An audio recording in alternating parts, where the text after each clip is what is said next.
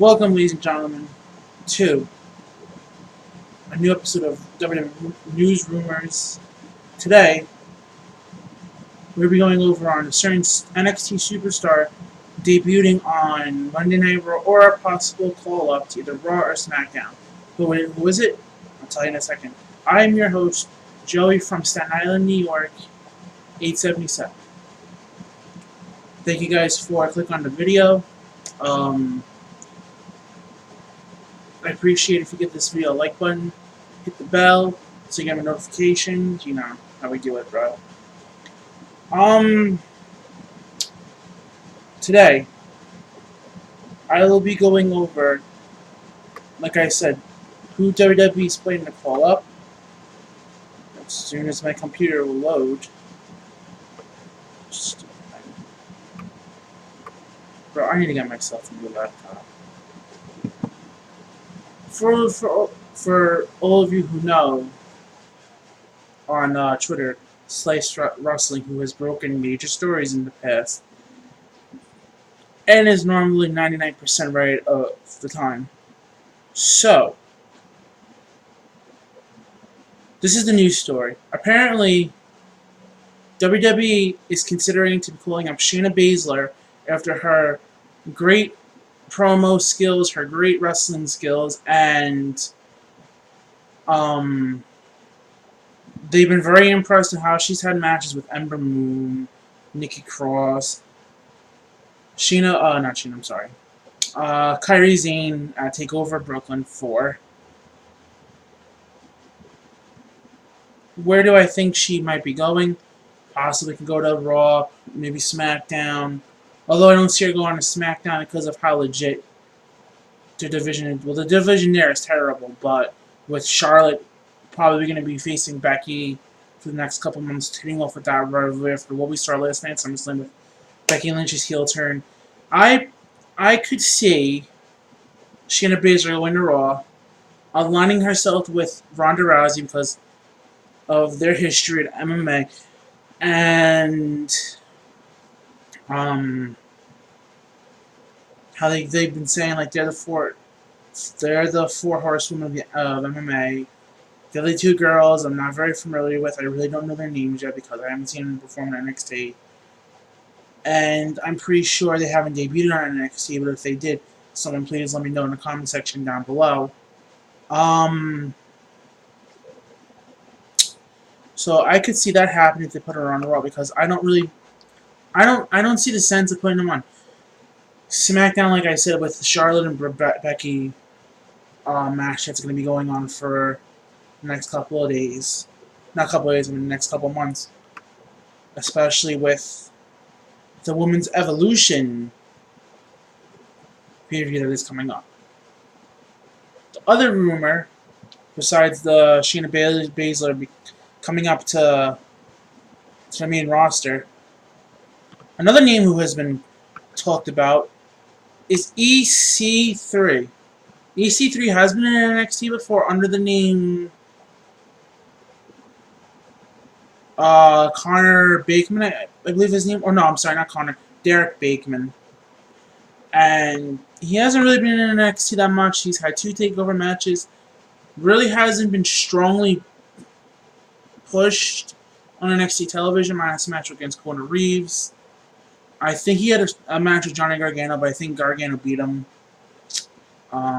So, do I think EC3 needs more time in NXT? Yes. Give him a couple more months in NXT, see how he progresses, because obviously with what they did do on Saturday with having Ricochet beat Adam Cole and Johnny Gargano legit being injured, because there is a rumor going on that he is injured. He hurt his shoulder after the meet in the middle knee that he hit on Ciampa when Ciampa was tied to that, I guess, some type of box, I think it was, on the stage.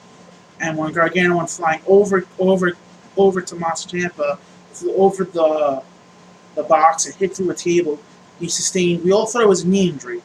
but it's a sole shoulder injury, so we have no idea how serious that is. There hasn't been any breaking rumors saying that Gargano has tore his shoulder and to be out for a while because if that happens, you know, that's going to have major implications on the storyline they're having. Now, the only way they could still have Tommaso Ciampa be NXT champion because they have two more takeovers till WrestleMania next year. Number one is Takeover Los Angeles, aka War Games. Then they have the Takeover the night before the Royal Rumble, and then at Takeover New York, New Jersey, where Triple H is going to probably put on the best NXT show in history because he's got a rival New Japan and Ring of Honor in Madison Square Garden.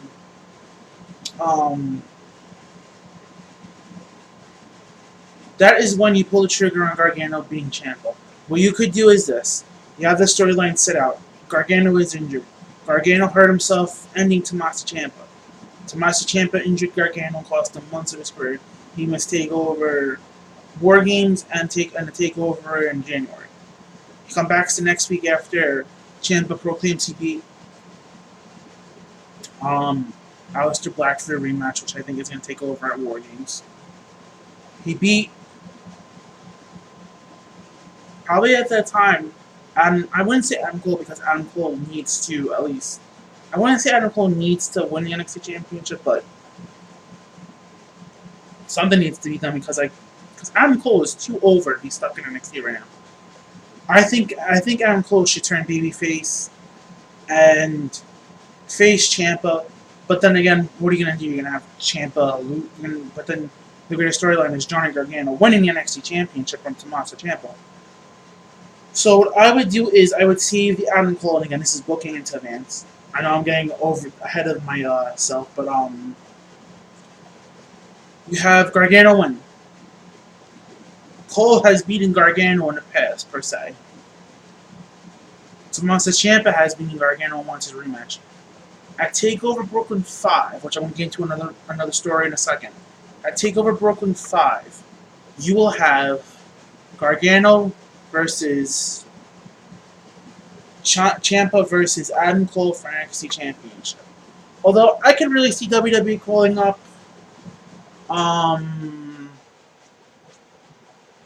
Adam Cole after WrestleMania because that's when WWE normally does their big shopping sprees as with who they take off the NXT roster, who they don't, and But Shayna Baszler and EC3 are the two biggest names right now in NXT to be thinking about possibly getting called up. Like I said, it's too early for EC3, and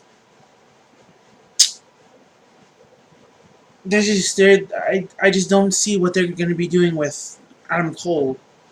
I mean, again, they could always have Adam Cole with Undisputed Era versus War Raiders and Ricochet in the War Games versus the British Strong Style versus...